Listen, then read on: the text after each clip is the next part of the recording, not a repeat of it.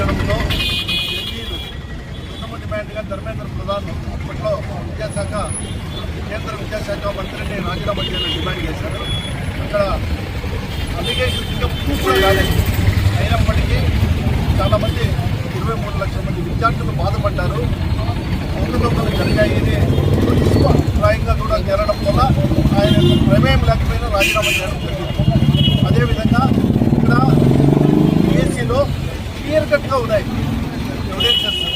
ఆయన చేసినటువంటి అక్రమాలు, అసలు అర్హత లేని వాళ్ళకు ఉద్యోగాలు ఇవ్వడము, అర్హులైన వాళ్ళని తీసేయడము, కొంతమంది జీవితాలతో ఆడుకోవడము విద్యాశాఖ మంత్రి నారా లోకేష్ చేసింది.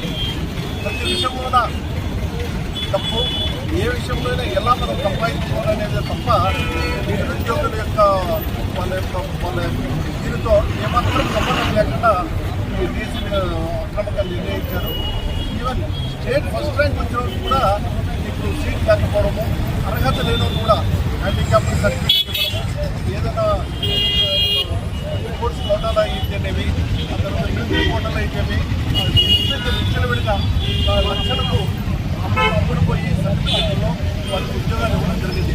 దగ్గరగా 16,000 ఉద్యోగాలు, 450 ఉద్యోగాలను ఈ విధంగా ఇవ్వడం జరిగింది. దీనికి ఖచ్చితంగా సిపిఎం లాంటివి చేసి ప్రథమంగా నారా లోకేష్ దానికి రాజీనామా చేయాలని కూడా మేము డిమాండ్ చేస్తున్నాం. కాబట్టి దినాలు పునరాగుతాయి.